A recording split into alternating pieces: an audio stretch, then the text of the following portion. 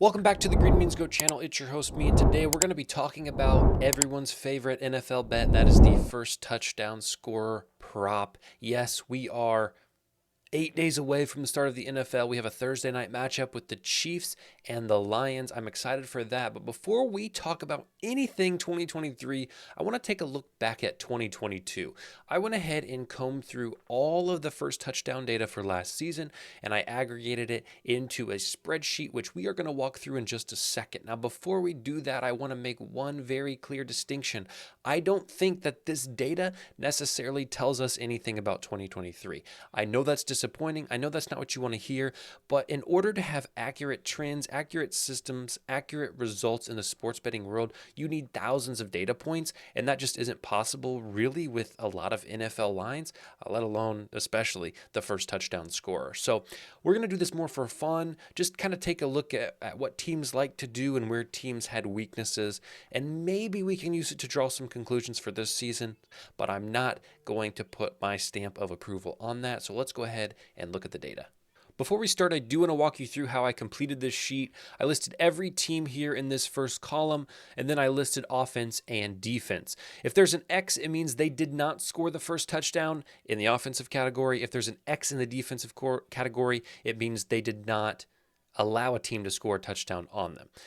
The position you see is either the position that scored for the offense or the position that was allowed to score the first touchdown for the defense. So for a quick example here, we see that Arizona in the first 5 weeks did not score the first touchdown in any game. They allowed a tight end to score week 1, a wide receiver week 2, a wide receiver week 3. Okay, you guys understand that. The black is bye weeks and zeros are when no touchdown was scored in the game. There are only 2 games like that this last season. And finally, the bold represents that they were the team playing at home.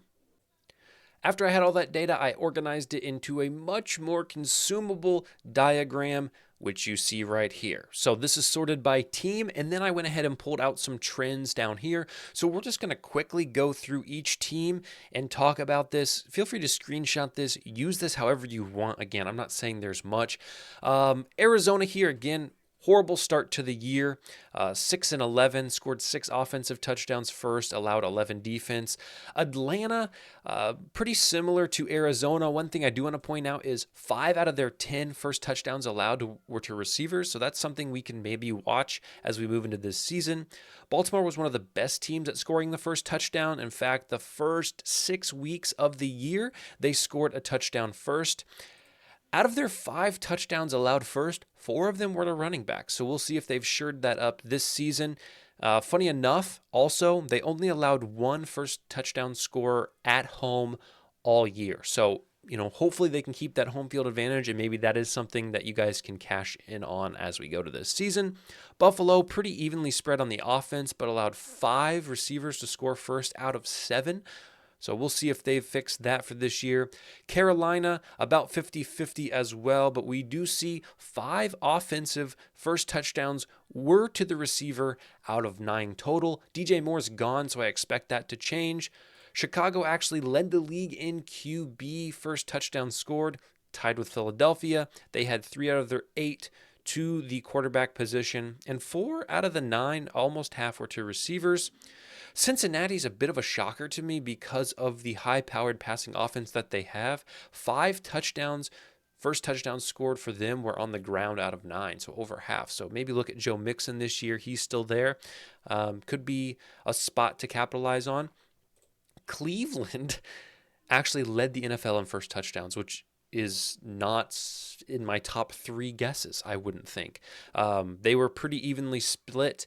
Actually, they were exactly evenly split between wide receiver and running back. Dallas dominated with their running backs scoring first. Over half of their first touchdowns scored were to running backs. However, Zeke's gone, so I do expect that to change. Denver was very evenly spread in the offense and the defense. 2-2-2 for running back, receiver, tight end. 3-3-3 for the same categories.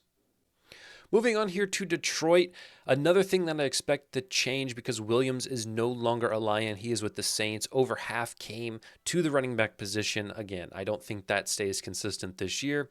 Green Bay lost a lot of pieces this past year, mainly Aaron Rodgers. So None of this data, I think, translates. Houston's a bit of a shock here.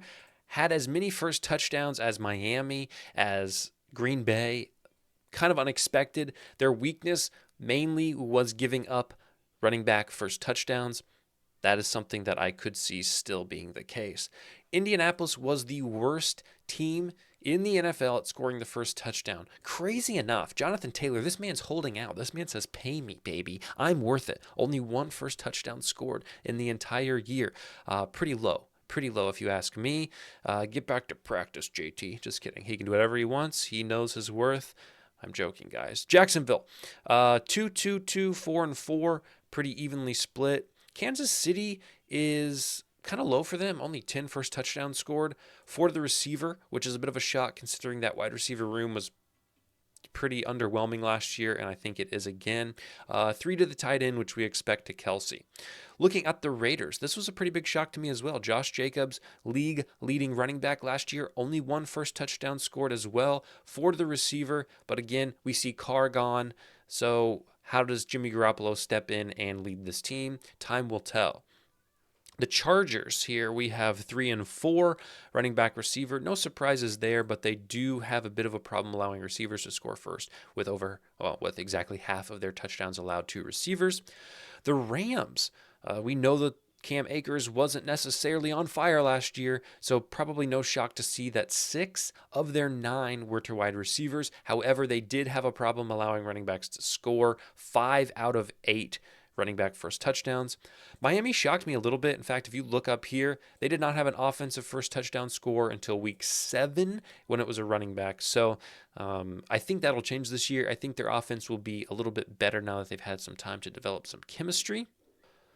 Minnesota, another team that does not shock me. 5 receiver first touchdowns. I think that stays the same this year, especially they get rid of Cook, although Madison could sneak some in. New England, 3-3 and 2 to the defense, led the league actually in defensive first touchdowns, but they allowed passing touchdowns by far and away, more than rushing. Only 1 QB rush, no running back first touchdowns scored, which is pretty impressive.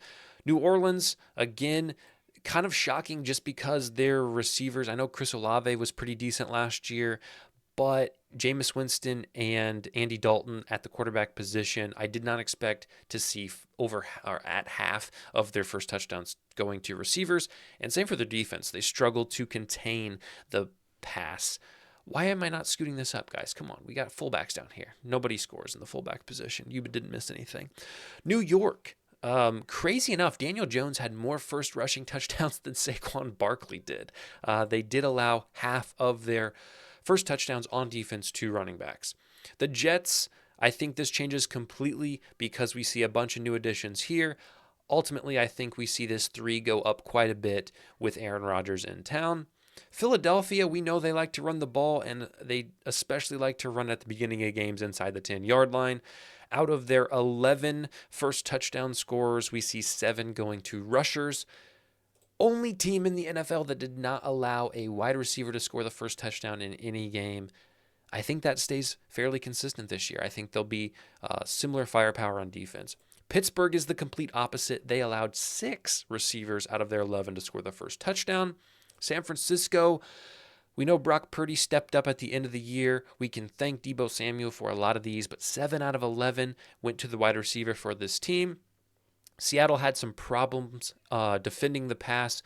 They only scored 1 first touchdown rushing this past year, 6 through the air, 3 to tight ends, 3 to wide receivers.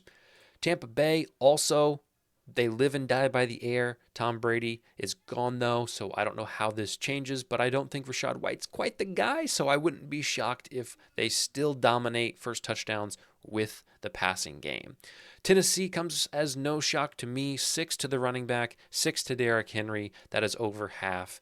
Not a shocker there. And finally, Washington, 4 to receivers. I think this only goes up, even though that did surprise me that it was half, just because Dotson, I think, will be healthy this year. I do think Sam Howell will be decent at quarterback, so expect this to stay pretty consistent. The last thing I want to point you to is this data right here, and this is something that I do think will translate to 2023.